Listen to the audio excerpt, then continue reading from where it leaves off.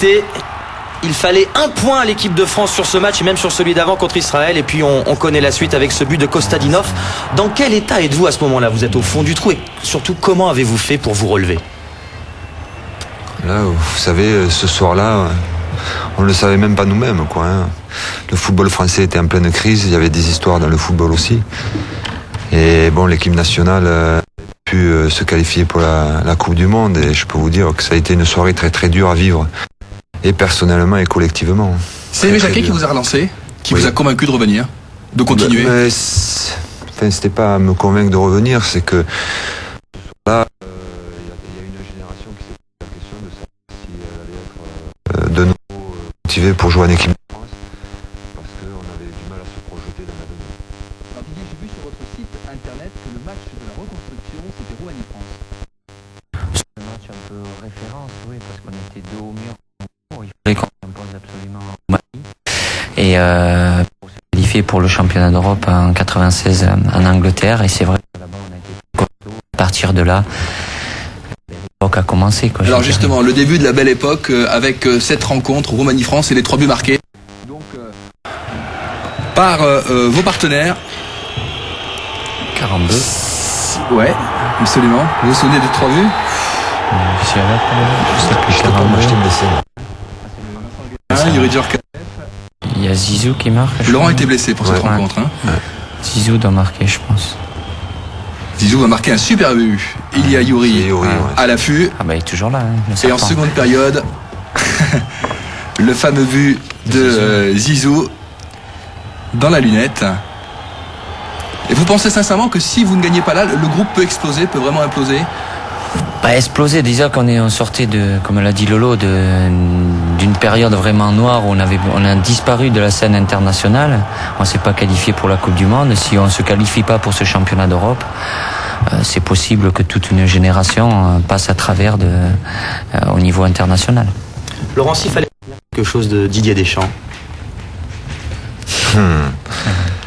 Non, professionnel et qualité reconnue, respectée sur le terrain et surtout qualité respectée en dehors du terrain.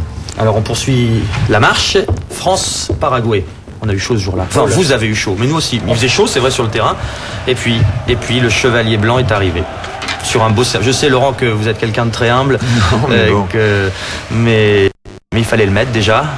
C'est un travail collectif. Il y a un beau travail de Pires. Il y a une remise de Trezeguet. C'est tout le groupe qui gagne. Regardez la Zidane. Mais sincèrement, on n'emmenait pas large avec l'éventuel rebut derrière. Non plus, croyez-nous, vous pouvez demander à Dédé à ce moment-là de la partie. On était vraiment mal parce que je crois que c'était le match de la Coupe du Monde où on a eu plus de mal à rentrer dans le match, et physiquement et psychologiquement. Il faisait une chaleur torride alors, je me souviens. Puis bon, pour quelques heures, on avait raté le 3e match. Et au niveau physique, on a eu vraiment du mal à jouer ce match-là. Ça s'est vu d'ailleurs. Qu'il vous aurait posé problème au moment des tirs au but, si tirs au but il y avait eu? Je pense qu'il aurait eu un ascendant psychologique. Oui, parce que c'est quelqu'un qui, avec tout son cinéma, aurait pu peut-être nous déconcentrer ou essayer d'obtenir la qualification pour son pays. Alors à l'époque, c'est pas bien loin. Il y avait Aimé Jacquet sur le banc. Je vous propose d'écouter l'ancien sélectionneur national. La période que nous avons vécue avec eux, c'est bien le symbole de toute cette génération. Ce sont des gens qui non seulement avaient des qualités de footballeurs, mais d'hommes, mais aussi avaient quelque chose de plus qui permettait à tout l'ensemble d'être peut-être le plus performant. Aimé Jacquet qui vous a surnommé 3 pommes? J'ai eu pas mal de surnoms, c'est pas difficile. Il m'a taillé, mais c'était sympa. Ouais. C'est vrai qu'il a des pommes. C'est vrai aussi. Laurent, Aimé Jacquet, il vous convainc de revenir en équipe de France, mais surtout à Montpellier. C'est lui qui vous convainc de jouer libéraux. Oui. Il a été jusqu'au bout dans ses idées, parce qu'il est devenu champion du monde. Certes, vous n'avez pas joué la finale. Il est devenu champion du monde avec Laurent Blanc libéraux, qui voulait pas trop au départ. C'est quelqu'un de très déterminé. Et il y a quelqu'un aussi de professionnel jusqu'au bout des ongles, quoi. Quand il décide quelque chose, comme je le dis souvent, un entraîneur, il va au bout de ses idées. Et c'est la meilleure façon de réussir, à mon avis. Alors on vous a rappelé un mauvais souvenir avec ce but de l'inévitable Kostadinov. On va vous en rappeler maintenant 2 super qui sont récents. Ce sont les 2 finales de la Coupe du Monde et du Championnat d'Europe. Nous allons revenir quelques années en arrière. Vous voulez pas la lâcher, Didier, et comme vous avez raison, c'est le dénouement. 12 juillet 98, la Coupe du Monde est française. We are the champions, comme on chante. Que c'est beau. La France est heureuse.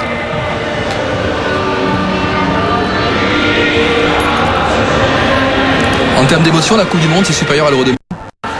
Oui, parce que c'est la première grande victoire. Et puis bon, on a soulevé un tel engouement en France. C'était chez nous une ferveur populaire. Donc ça restera le sommet de notre carrière pour Mais là, toute cette il a fallu génération. aller la chercher quand même, hein, la coupe du championnat d'Europe. On vous a vu en dessous de la pyramide. Ça prouve que vous êtes un garçon solide déjà. Parce que Oui, vous mais étiez- j'avais dit une grosse bêtise là. C'est pour ça que je l'ai fait souvent marrer. Quoi. Ah bon.